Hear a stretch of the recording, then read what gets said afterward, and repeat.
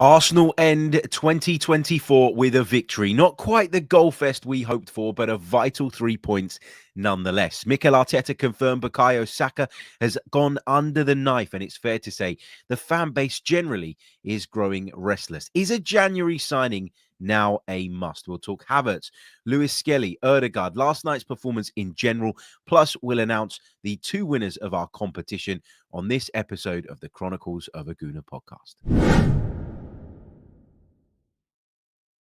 Hey everybody, how are we? Hope you're all good. Hope you're all having a wonderful Saturday so far. We're going to be reflecting on that victory over Ipswich Town last night. Not quite the comfortable win I don't think that people were expecting. I say that. It was comfortable in terms of the fact that we dominated the game and we controlled the game, and you never ever really felt at any point that Ipswich Town were going to get back into it. But in terms of the scoreline, it could have been a lot better. And that has then obviously prompted questions around Arsenal's attack. Obviously, you knew that if the attack was not quite as potent as it can be or should be, the first thing people would point to would be Bukayo Saka's absence, understandably so. And now there are question marks around whether or not Arsenal need to go out in the January window and do some significant business to keep their hopes alive. Thank you all for joining me, as in particular those of you that are with me live on this Saturday morning. Get your thoughts in the comments, in the chat box. I'd love to hear from you. Big hello to everybody listening on the audio platforms as well. That really does help, and it's great to see so many of you still downloading the podcast and obviously listening to it on the go while you're on your travels, while you're walking the dog, while you're at work, whatever. Appreciate all the support. And as I said in the intro there, we're going to announce the winners of our competition a little bit later on in the pod. So make sure you stay tuned right through until the very end. I guess I want to start off by just touching on how good we've been in 2024. And we are going to do an episode between now and the end of the year where we reflect on 2024 as a whole, and we look back on it, in a lot more detail. But I came across some statistics last night when I got home from the game, and I was just scrolling, and this kind of shows, I think, that despite what people say and despite the criticisms that are often leveled at Mikel Arteta and the club and the players, etc., the fact that we've progressed in 2024 is undeniable. The fact that we've been among the very, very best in 2024 is, again, undeniable. And just listen to this. Arsenal in the Premier League in 2024, most wins, 26. Most points accrued, 85. Most goals scored, 89. Least goals conceded, 25. And the best goal difference, plus 64. So you can say whatever you like about where you believe the team's shortcomings are. And, I do myself personally believe that there are a few things we could improve on. And I do feel like if we were able to improve on those things, it would significantly increase our chances of getting that Premier League title, of winning that Champions League that we're also desperate for.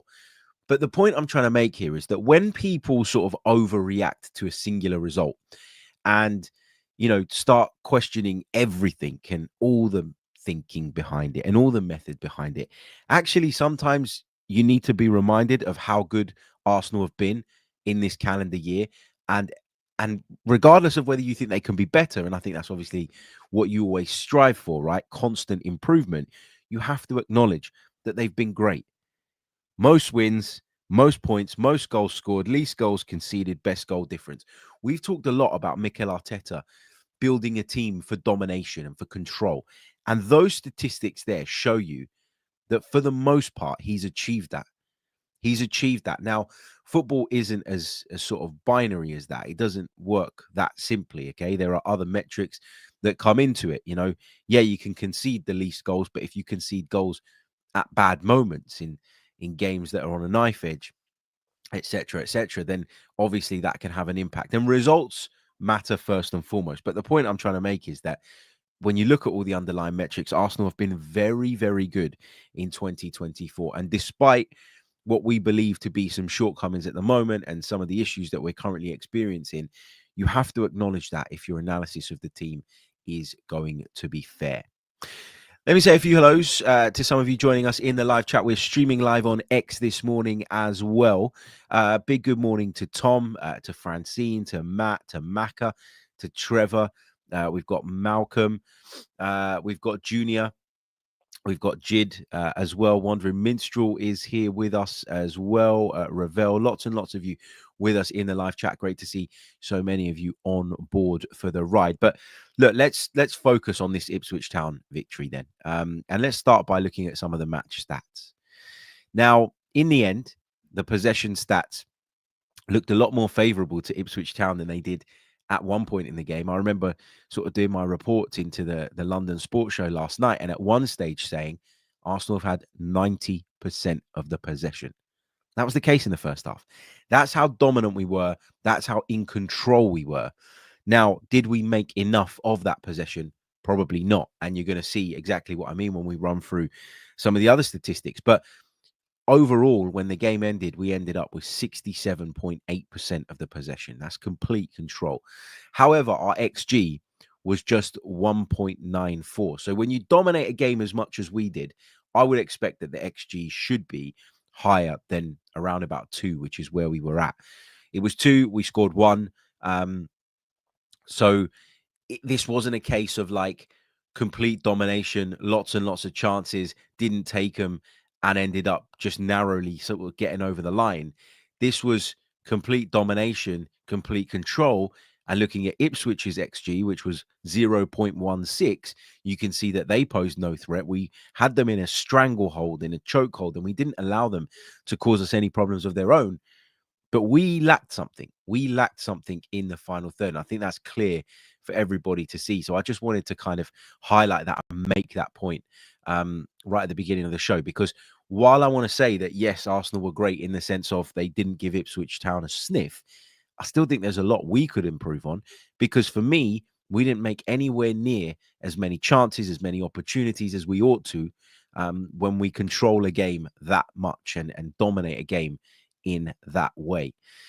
Let's start off with the teams that were picked. Obviously, Mikel Arteta had to think about how he was going to replace Bukayo Saka, and he went with Gabriel Martinelli on the right-hand side, as we thought he would. Leandro Trossard came into the 11. He played on the left. One of 2 changes. Rice came in as well, and he sat in the middle of the park. Look, when you look back on the Crystal Palace game, one of the things that people were sort of questioning was the decision to play Kai Havertz in that deeper role again.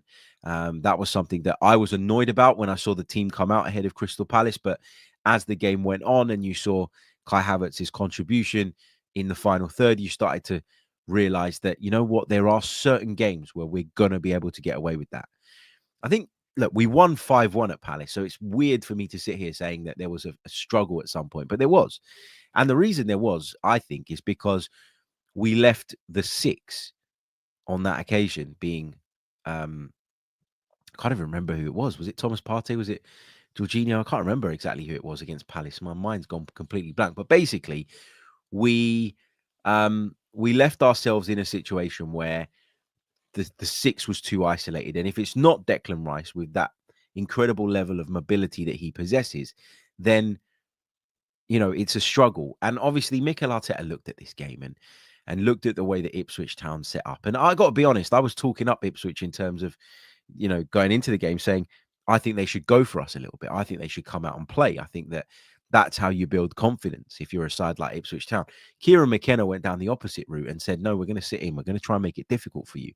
And we're going to try and frustrate you. And that's exactly what they did. They set up with a 5-4-1. It was clearly a 5-4-1. But that meant that we didn't really need that many bodies back.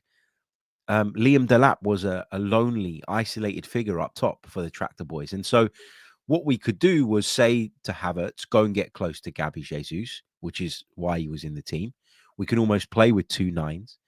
Use Odegaard in the way that we always use him. Give him that freedom. Allow him to drift into different areas.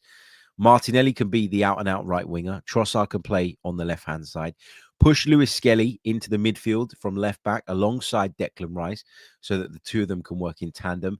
And then you've got your back 3 of 3 centre-backs anyway, Timber, Saliba, and Gabriel Magalhaes. So I think, you know, this was a game that we obviously earmarked as one where we could get away with being more front-footed, more forward-thinking, and where we could take risks and gambles in terms of the numbers that we were leaving back. And that's why he picked the team that he picked. And I do want to touch on Kai Havertz's role, because for a long, long time, there's been this debate, hasn't there? What's Kai Havertz? Is he a centre forward? Well, I don't think he is. He's never going to be a 20 goal a season man. Can I just say, by the way, that he's on his way to getting more than 20 goals this season? If he keeps up this rate of scoring for what remains of the campaign, he will surpass the 20 goal mark, which kind of puts that nonsense to bed at least. But the question has been, what did Mikel Arteta sign him for? He signed him as a player that could play as an 8, that could play as a bit of a 10, as a 9. And I think versatility was one of the big reasons that he signed him, obviously. But, you know, yesterday was a game where you could use him in that role and you could get away with it. And we saw the benefits from it. And look, for a long, long time, we've questioned Mikel when he's put him in that position. And I actually asked Mikel Arteta in my radio interview after the game. I said, Mikel, you know, for a long time, there's been so much speculation. And you can hear this, by the way, on the Patreon pod. I said, there's been so much speculation about where Kai Havertz's best position is and what role he's best suited to. Was the fact that he ghosted into the penalty area late and scored the only goal of the game almost vindication for you in terms of that selection? And did it highlight and demonstrate exactly what Kai Havertz brings to the team when he plays off the striker? And he said, yeah. And he absolutely did. Because you don't break down a low block like that when they've got a back 5 and then 4 very deep midfield players all sitting in front of that. And they're very compact and they're very close together. The only way you're going to pull them apart is with runners. The only way you're going to create those spaces is by being intelligent. And Kai Havertz is a runner from deep when he plays there. And he's very, very intelligent. And he ghosted into that space really, really well. The delivery from Trossard is really good. And where you can kind of see Kai Havertz's confidence at the minute, for me, is that when that ball came across, and there were a couple of sort of, I don't want to use this player as an example because he's ex-Man United and ex-Tottenham, but there were a couple of Dimitar Berbatov-like touches, I thought, from Kai Havertz yesterday. One where he took the ball down on his chest just completely nonchalantly on the right-hand side. And one for the goal where he knows that the power's on the cross, and all he has to do is just open up that boot and steer it into the back of the net. And that's exactly what he does. I'm not saying Kai Havertz had the greatest game ever. I'm not saying that we should spend the entire podcast waxing lyrical over him. What I am simply saying is that if you question whether or not he can offer something from that role, and if you've been scratching your head for a while trying to figure out what it is that Mikel Arteta sees in him that means that he constantly picks him in that position and, you know, has no qualms about doing that, this was it. This was the moment where the light bulb should have gone off in your head saying, oh, right, that's why he wants him playing in that slightly deeper role. That's why he wants him drifting into the box late, because he's got the intelligence, he's got the physical presence. And at the moment, he's got that composure in front of goal as well, which, you know, you'd argue he didn't have when he first came to the football club. Confidence means so much in football. I got to say, I touched on Ipswich's approach just a second ago. It surprised me. I thought they were super negative. I thought it was damage limitation from minute 1 from Kieran McKenna's side. They were time wasting within the first 15 minutes. And look, that doesn't excuse us for not creating as much as we should have. But it kind of explains why the pattern of the game was the way it was. And I think in these games, the first goal is of paramount importance, obviously. And by scoring, you put them in a position where at some point they're going to have to come out. Now, for Ipswich Town, it didn't really happen until the second half. But, you know, when you're as solid as we were at the back, and when you do what we've been describing, which is sort of put a chokehold on teams, almost like a snake, sort of like a constrictor, sort of just going around your neck and just suffocating the life out of you until they finish you off. This is what we did to Ipswich. 0.16 XG. They didn't have a single shot on target. Now, we only had 5. So I'm not exactly saying that this was a complete performance from Arsenal. I still think there was a lot of areas in which we could have been better and could have improved. But to concede 0 shots on target, and I think that's 2 games in a row now where that's been the case, it shows you that defensively, we're able to shut out teams. We just need a bit more offensively. And we're going to come on to talk about maybe how we achieve that a little bit later on in the pod. Gabriel Martinelli started on the right, and I think it can work. I really do. I think this can work. I don't think last night was the game to judge it because he was up against the back five. There was players doubling up on him every single time. We very, very rarely were able to kind of pick Ipswich Town off to create those 1v1 situations for him. So I don't think yesterday was the game to judge him on in terms of what he can offer on that right-hand side. But I think it kind of works better for him and it suits him. And I'll explain a little bit about why I think that. I've said before, and I said this after the Palace game, I think, with Gabriel Martinelli, one of our big issues with him has probably been decision-making. Does he always make the right decision? Does he make the right decisions quick enough? Sometimes he takes too long, I think, to decide whether he's going to go on the outside of you, whether he's going to try and take you on, or whether he's going to try and find someone in field. And as a result of that, teams are able to get bodies back behind the ball, close off all possible avenues, and put him in a situation where he's got no option but to play the simple pass back, and Arsenal have to reset. The attack has to start from phase one again. I think when I look at Martinelli on the right-hand side, I see a player who doesn't think too much. And I want that with Martinelli. I want Martinelli's instincts to kick in because I think his instincts are his biggest strength. I think one of the things that scared the living daylights out of fullbacks in the past when coming up against Gabriel Martinelli was his relentlessness. The fact that he would try and take you on every single time he got the ball. And if he does it 10 times and he beats you 3-4 times, there's a good chance that he's going to make something happen. I think when he's on the right-hand side, he doesn't have to overthink it. He doesn't have to overcomplicate it. There isn't that temptation to go on the inside because it's his weaker side. And there is this want and desire and instinct that tells him and drives him and says, go on the outside, beat the man, and then look up, put the ball in the box, pick someone out, put in a good delivery. And he did that on a few occasions yesterday. His pace and his explosiveness is his biggest asset for me.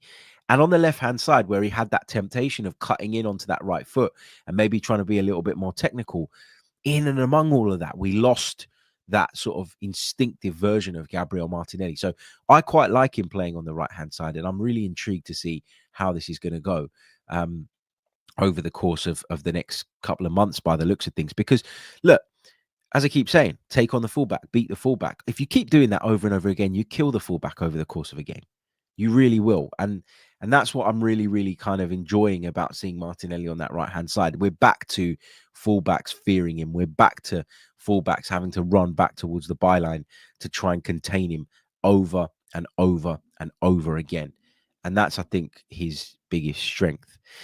I also want to touch on Miles Lewis-Skelly's performance. It was another very assured display from him. And look, Ipswich were never going to challenge him much. Ipswich were never going to be the type of side that pinned him back and had him sort of on the back foot, defending, scrambling around, trying to make sure that, you know, he wasn't caught out and he was plugging all the right spaces and close enough to Gabriel and, you know, calling people in from the midfield to support him. It was never going to be that type of game. But what we got to have another look at was how he fares in the big boy league, in the Premier League. And again, we saw someone who clearly doesn't lack composure, who clearly isn't overawed by the fact that he's playing in the Premier League right at the top end for a side that are challenging for the Premier League title. It gets involved in a bit of the kind of nasty side of the game as well. Had a little clash with Calvin Phillips. I remember just thinking at that point, right? Calvin Phillips has gone from like England international, hailed as one of the really key players in that side, to playing for Ipswich Town and getting into scuffles with 18-year-old kids. That's how Calvin Phillips' career has gone, unfortunately for him. But I thought Miles Lewis-Skelly looked really comfortable, really assured. And I think above everything is his game intelligence that I've been impressed with. Seems to have really taken on this role and understood this role of playing fullback, but then going into midfield at the right times, supporting Rice at the right times. And I guess the thing that strikes me, he's not the tallest player, but he's quite stocky, Miles Lewis-Skelly, and he's really well built. And the thing that kind of jumps out to me is how good he is at protecting the ball when he receives it under pressure and then obviously moving it on.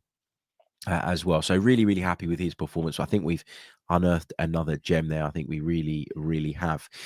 Before we continue, before we move on, just want to quickly remind you guys that the Chronicles of a Gooner podcast is partnered with NordVPN, the best VPN service out there. It's a service that I personally can't do without.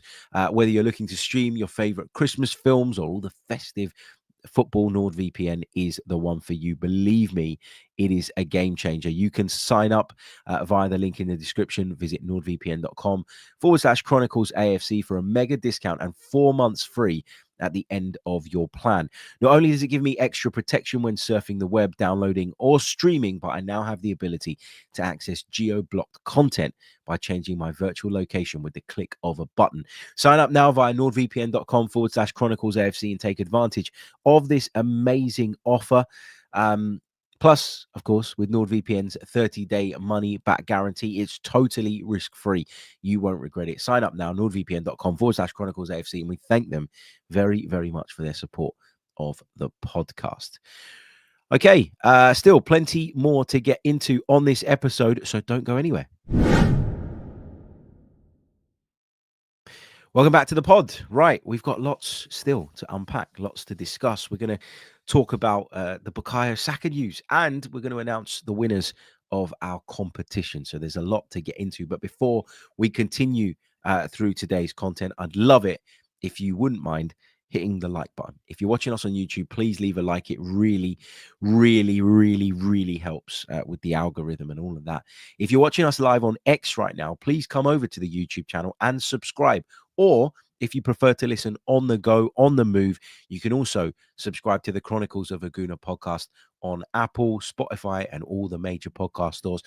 If you want to go one further than that, and it's not, obligatory, but I'd love it if you did, you could support the pod and get access to more content. We had our match day reaction pod where you got to hear me speak to Mikel Arteta after the game, as well as bring you some initial thoughts. Patreon.com/the Chronicles of a Gooner. You can support the pod and help me to continue working on it and building it and growing it and developing it. So yeah, patreon.com/Chronicles of a Gooner.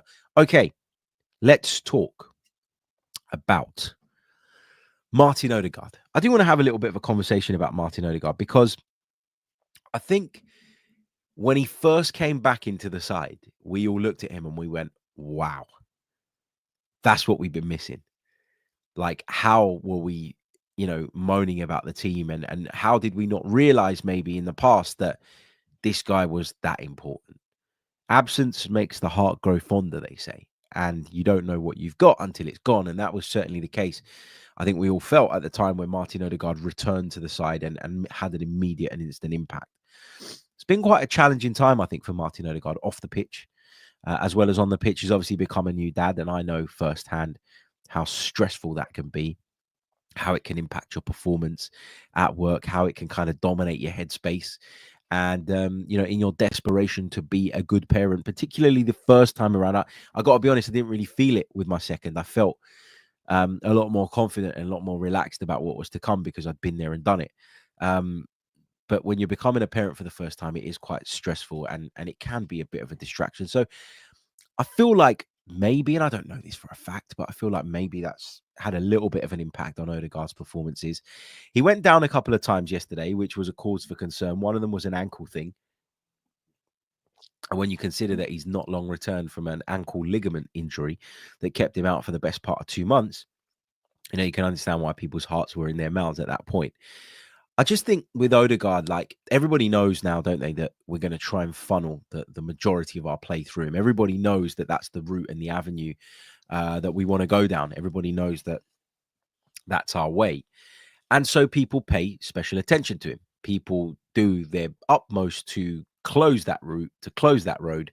And he finds himself in a situation where every time he receives the ball, by the time he puts his foot on it, he's probably got 2 or 3 men around him, and it's very, very difficult.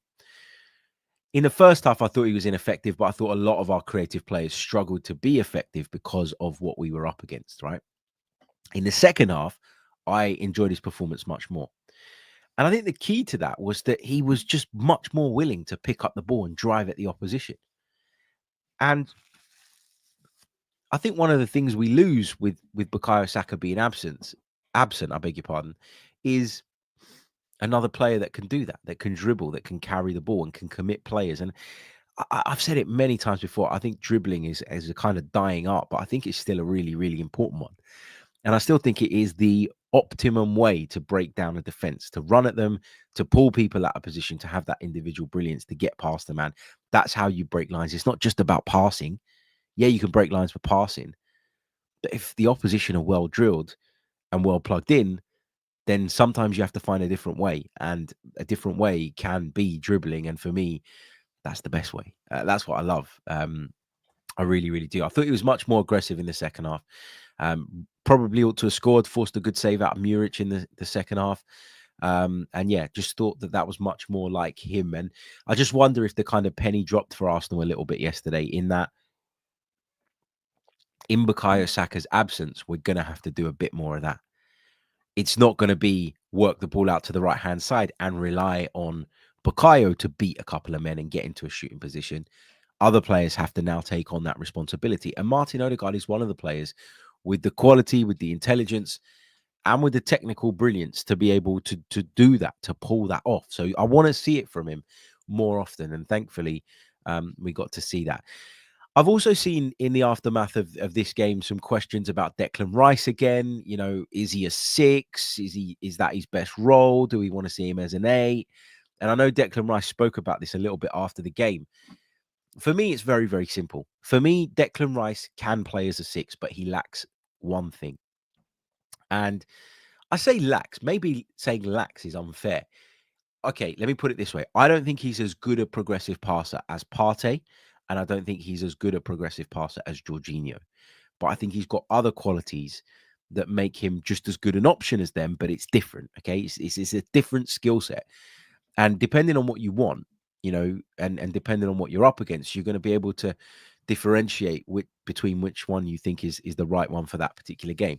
In a game like yesterday, where you feel that the best way to break the low block is to play with a second 9, or is to give one of your midfielders the license to be a second 9 in Kai Havertz, then Rice has to be the 6, because Rice can sit at the base, but can also go right, go left. If you leave Declan Rice at times on his own in that area, he's got the mobility and the physical presence to deal with it. Jorginho doesn't, for instance. I would question whether Thomas Partey does as much as he used to. So you end up in a situation where you got to make a decision. Do you want the more progressive passer in the team in a slightly deeper area? And that could be Partey or Jorginho. Or do you want the guy further up the pitch that you think can make the difference? And yesterday, Mikel Arteta chose Havertz. And when you choose Havertz, I think you have to choose Rice. So if you play Havertz as an 8, then Rice has to be in the team for me, because you need him and his mobility to compensate for the additional license that you're giving Kai Havertz to get up close to Gabriel Jesus. Does that make sense? So I think the questions around him off the back of last night's game are a little bit unfair, because I think that's what had to happen. And I think he had a good game for what it's worth. I did. I thought there were more progressive passes from Declan Rice than there normally are. And I haven't looked at the stats. This is just me going by what my eyes told me. And I think he looks sharper and fitter again. So I was pretty happy with his display, and I don't really understand why he's getting a lot of scrutiny off the back of that game. I just don't get it. Okay, let's move on. I want to talk a little bit about what Mikel Arteta had to say after the game, because when it comes to Bukayo Saka, it doesn't look good, does it? So Mikel Arteta confirmed after the victory over Ipswich Town that Bukayo Saka has undergone a surgery, basically, to rectify the hamstring issue that he picked up in the game away at Crystal Palace. Now, we thought he was going to be out for 2 months based on what we were reading, but we also thought, because of some reports that were doing the rounds, and I relayed these reports on yesterday's episode, that he was going to just allow this thing to heal, and they were going to try and deal with it without surgery. obviously the decision's been taken that that's the best way forward. And I think this is a really interesting thing to kind of process in your mind, right? I don't know about you guys, but when I hear surgery, I think worst case. And I think if there's surgery, that's going to make the recovery time longer. That's going to make his absence prolonged, essentially. But there's a reason that the club have gone down this route. Medical professionals have decided that surgery is the best way because, okay, maybe it takes slightly longer to recover from. And Mikel Arteta did say that it could be more than 2 months, but it hopefully rectifies an issue and limits the chances of it happening again further down the line. And you've got to protect the player. You've got to look after the player. There's been a lot of question marks around Mikel Arteta again off the back of this news coming to light, because for a long time people have said that, you know, he hasn't protected Bukayo Saka anywhere near well enough, and that is ultimately the root cause of this problem. And I was talking about this on the radio last night, where you know, we was on the show and there was a clip played out of Mikel Arteta talking about the demands on top players nowadays, and the issue that this overload of games can cause them, and that this type of thing is inevitable. And listen, I love Mikel Arteta. I'm one of his biggest fans, but I sat there and I just thought, you're right in terms of the general sport, and you're right to highlight this as a problem generally within our game. But you've also had multiple opportunities to rest Bukayo Saka. There's been times where we've been in control in a game, in a really dominant position, and you've decided not to take him off, not to limit his minutes, not to protect him. So now when you turn around and say that it's because of the modern game and because of the demands that we're putting on players generally, yes, you make a valid point, but also that shouldn't allow you to hide behind the fact that you at times, as Arsenal manager, have worked this guy into the ground. And that's where I get a little bit frustrated. And I'm annoyed about the Saka injury because I feel like it was avoidable. Not because, you know, I don't understand that these things can happen. They can happen at any time in football. You can protect someone and they can still pick up this type of injury. Sometimes it's down to luck. But in the case of Bukayo Saka, where there have been hamstring problems before, where he's been, in my view, rushed back from hamstring issues, this type of injury was inevitable. And that's where I'm disappointed with how it's been handled. All we can do now is focus on getting the player back as soon as possible. But, you know, hearing that he did undergo surgery, it does kind of bring to light how serious this problem is. And I think it causes concern, doesn't it? It really, really does. Off the back of that, the transfer talk started again, and rightly so. And I think a lot of people believe now that there is no excuse not to sign in January. And I am of that opinion too. You know, you cannot look at that Arsenal attack and think, yeah, you know, it's as stocked as Liverpool's, for example. Like, even going into the season, even with Saka fit, I still looked at Liverpool's attack, and I said this on multiple shows and podcasts, and I said, for me, you know, Liverpool have the best attack in the division because they've got the most variety, they've got the most options. And so we were always a little bit behind in that department. We were leaning on the fact that we had a really good defense, and that was getting us through, and that was making the difference. But our attack has been short for quite some time. And I think that going into January, the need was there already. And, you know, we were all probably going to be sitting here as Arsenal fans over the course of the next month demanding that a signing be made. But now that Saka's going to be out for 2, maybe 3 months, I think it's inexcusable if Arsenal opt not to go into the window. It looks like Raheem Sterling might be back a little bit sooner than first feared. But is anybody here convinced that Raheem Sterling is going to come in and grab it all by the scruff of the neck and get Arsenal back to where they need to be, or that he's going to be able to compensate for what we're missing in Bukayo Saka's absence? Because I'm not convinced by it, not based on what we've seen of him so far. I'm going to start putting together a list of players that I would like to see Arsenal consider during this window, and that'll be our next episode. So stay tuned for that, because we are heading into the transfer window, and obviously transfer talk is going to dominate a lot of online content. I know that there's a lot of games coming up in January, and I know the schedule is a crazy one, and we've got to be focused on the football as well. But I can tell you from past experience, the fans' focus will probably be on what's going on first and foremost in the transfer window. Maybe it shouldn't be that way around, but that's definitely how it's going to be.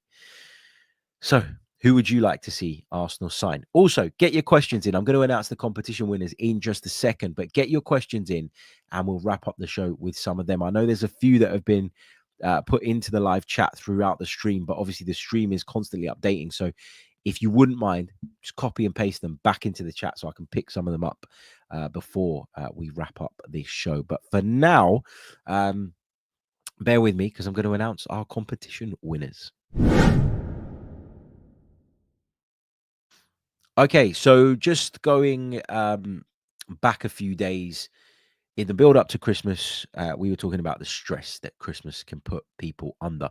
The financial strain is big. Everybody wants to make it the perfect Christmas for their families. Completely understand it. And I think at times people overstretch themselves and it could be quite a stressful time because, as I've said before, you probably spend more around December, but do you earn more? Not necessarily. So we decided that we were going to give away 2 Amazon gift cards to the value of £100 each to 2 of our listeners. And these listeners have been picked completely at random. But I wanted to give these out because I want to do our bit as a podcast. We're in a position where the podcast has grown massively. The podcast is now in a much better position in terms of sort of self-sustaining. And so I thought at this time of year, it'd be nice to give something back to those that have helped get it to this point. And the reason I picked Amazon vouchers is because you can bloody spend them on anything, whatever you want. You can even order groceries. If that's what you're struggling with, please use it for that. Like, I wanted to pick something that is quite versatile in terms of the way you can use it. And I thought Amazon vouchers were probably the best way to go. So the 2 winners are, number 1, Luke Fisher. That's Fischer. Luke, I've already got your email address. So do not worry. I will email you the voucher. And I'll do that a little bit later on this afternoon. So you should have it by the end of the day. And then you can spend that on whatever you please. And thank you for your listenership and for, of course, participating. And the second winner is a B Khan. Now, I don't have an email address for B Khan. It's just B, the letter B, and then Khan, Khan. So if you wouldn't mind, please email me. And you can email me at chroniclesafc@gmail.com. Email me, that's chroniclesafc@gmail.com with your email address, and I will get that sent back out to you. Or I'll say back out. I'll get that sent out to you straight away as well. So congratulations to Luke Fisher and B Khan. Thank you so much for your listenership. Thank you to everyone who participated in the competition. Really, really do appreciate it and hope that the vouchers help, which is ultimately the whole point. Right, let's go into the live chat then and see what you guys are saying before we sign off. Nikhil says, hey mate, we keep ignoring the fact that Marquinhos' loan ends on the 1st of Jan. He could fill in for Saka. I'm not saying we shouldn't sign another winger and a striker at this January transfer window, but obviously you feel like Marquinhos is a viable option. Listen, I just don't think it's going to work for Marquinhos at Arsenal. I'm sorry to say it. I think when he first broke into the side and sort of cropped up on the Arsenal scene, there was a part of me that was excited about him. But over time, I just don't think, I believe anyway, that he's at the level required. I don't think his return should make any difference to Arsenal's transfer plans for January. That's just my view. Maybe he'll come back and prove me wrong, but I suspect that he won't even get a look in when it comes to the first team setup, and it'll probably be him coming back to train with a view to moving on in the upcoming window. So yeah. Matt says, when Pep gets sacked, would you take him as a backup to Arteta? Love that. It's funny, the Pep stuff, isn't it? Like, what has happened? Like, why have the wheels come off so badly? I just can't get my head around it. Such a strange one. Joey says, cheers, Harry. Good on you and the pod for doing this. Happy holidays, Harry and the Gooners. Thank you very much, mate. Okay, let's take this one from Evan, who says, how much would you suspect Bournemouth would let Symeou go for in January? No worries if you have no idea. Just curious on your thoughts. Love the show. Glad to catch it live from the States. Thanks, Evan, for tuning in. Really, really appreciate the support. How much would you suspect Bournemouth would take? It's funny, isn't it? Because clubs like Bournemouth are in this position where obviously right now they're punching above their weight. They're in a really good league position. They're going really well under Andoni Iraola. But you always feel like it's kind of built like a house of cards, in that a big club comes in and wants to take Andoni Iraola away, and it all collapses. It does. That's the reality. That's what happens with these projects, because the projects are built often around one or two really key people. And once those people are pinched, and it will happen, the better a job he does, and he's doing a fantastic job, the more interest there's going to be in him, and the more likely it is that he moves on sooner rather than later. And I feel like somebody like Andoni Iraola moving on could then open the door for clubs like us that maybe want to pinch some of the team's more exciting players. Also, forget Iraola for a minute, take him out of the equation. I think if you go and make an offer of like 45, 50 million quid, I'm not saying Bournemouth accept it straight away, but you get them thinking, you know, I beg your pardon. A club like Bournemouth cannot afford to just dismiss that kind of offer. A club like Bournemouth will at the very least consider it. And once they're considering, you got them where you want them. And then it's just a case of trying to thrash out a deal that works. So, yeah, we'll see. We'll see. But I think 45, 50 million pound will get the ball rolling in terms of that conversation. Jid says, I beg your pardon, apologies for the sneezing, the coughing, the sniffling, the sipping of the coffee. I'm seriously suffering from man flu today. Jid says, if we were forced to recall either Reece Nelson or Fabio Vieira in January, who would you go for? I think I'd probably go for Reece Nelson, to be honest with you. Just because I think that we could do with a winger, and I'm not convinced that Fabio Vieira actually is a winger. And I've always been a little bit confused about what Fabio Vieira's best position looks like. I think for me, it's in a more central area. I think that's where he wants to do his work. I think that's where he does his best work. But I just don't think he's got the physical profile to be able to handle that role in the Premier League. And so that's, that's kind of the crux of it for me. I can feel like a bit of a sneezing fit coming on. So I'm not going to keep you guys too much longer. Damien Kelly says, Harry, I like the Fulham striker, Rodrigo Muniz. Yeah, I mentioned Muniz last season as a player that I really, really like, but he kind of falls into the Matheus Cunha category. I'd say Cunha is a little bit better, but in terms of like, do you do that though if it means that you can't then go and get your number one your number one target in the summer? Lots of you pointing out that Reece Nelson is injured. That is true. That completely slipped my mind. So maybe we'd have no choice but to go for Fabio Vieira in that instance. But if you're asking me based purely on what I think the two players are capable of and their roles and their suitability to this team, then I'd go with Reece Nelson, I think.